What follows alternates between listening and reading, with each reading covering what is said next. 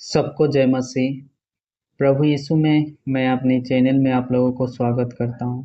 इस वीडियो के माध्यम से रोज की तरह आज भी हम एक वचन को पढ़ेंगे और उस वचन को मनन करेंगे।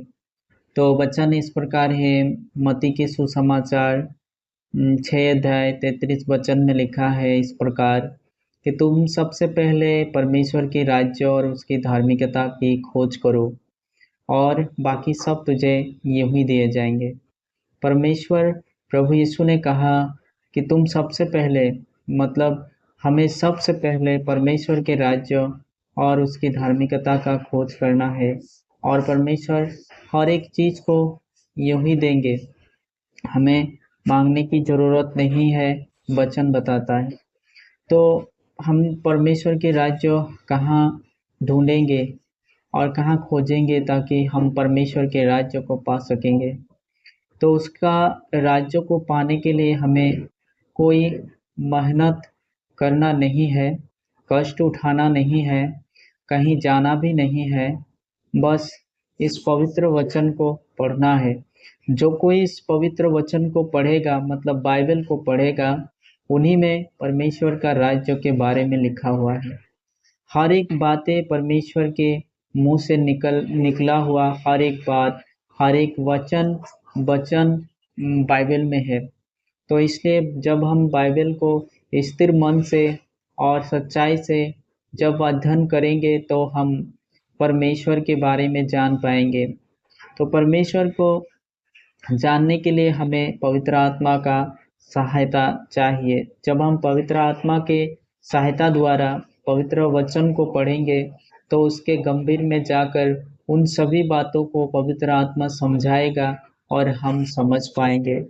तो हर दिन हमें बाइबल पढ़ना है और पढ़कर परमेश्वर से दुआ करना, प्रार्थना करना है। जो भी समझ में आया तो ठीक है, नहीं समझ में आया तो परमेश्वर को छोड़ देना है, परमेश्वर के ऊपर छोड़ देना है। परमेश्वर एक समय के अनुसार उसको सिखाएगा।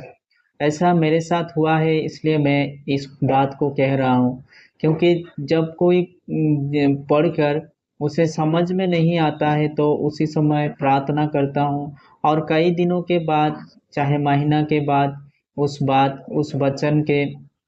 वचन को सिखाता है किसी की ब्रदर हो, किसी ब्रदर के द्वारा, या परमेश्वर खुद हमारे दिमाग में, हमारी सोच विचार में डालकर वो हमें समझाता है कि इस वचन के द्वारा मैं तुमसे क्या कहना चाहता हूँ।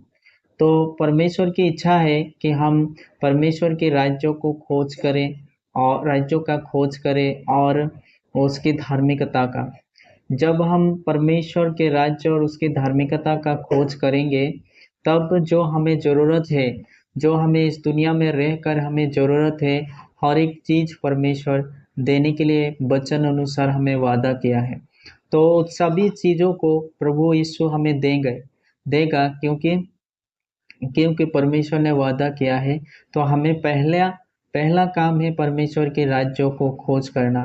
तो हमें वचन को पढ़ना है, जैसे नया नियम मत्ती से लेकर प्रकाशित वाक्य तक और पुराना नियम उत्पत्ति से लेकर मलाकी के पुस्तक तक। जब हम पढ़ेंगे तभी हम जान पाएंगे कि परमेश्वर हमसे क्या चाहता है, उसके धर्म का काम क्या है, उसका राज्य क्या है।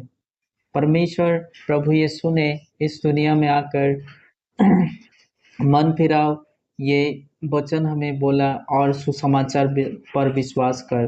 तो ये सुसमाचार है परमेश्वर का मुंह से निकलने वाला वचन। तो परमेश्वर फिर से कहता है कि तुम परमेश्वर के राज्यों का खोज करो। तो परमेश्वर का राज्य इन्हीं वचनों में है। तो इस वचनों को अच्छा से अध्ययन कर और बारंबार पढ़, जितना बार चाहिए उतना बार पढ़ और दुआ कर। परमेश्वर खुद ब खुद आपको समझाएगा और बाकी चीज़ों का चिंता मत कर, क्योंकि एक दिन तो हर एक व्यक्ति को जाना है। जब हम जाएंगे तो परमेश्वर के राज्यों में पहुंचना है।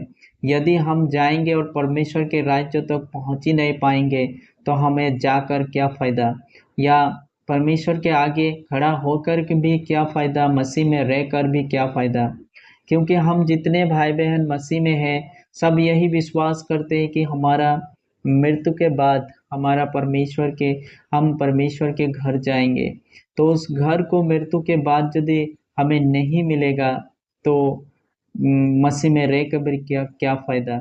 इसीलिए प्रभु के वचन को पढ़ो और परमेश्वर प्रभु यीशु जो सिखाता है वचन के अनुसार उन सभी बातों को मानते चलो, तभी जाकर हम परमेश्वर के राज्य में पहुंच सकेंगे।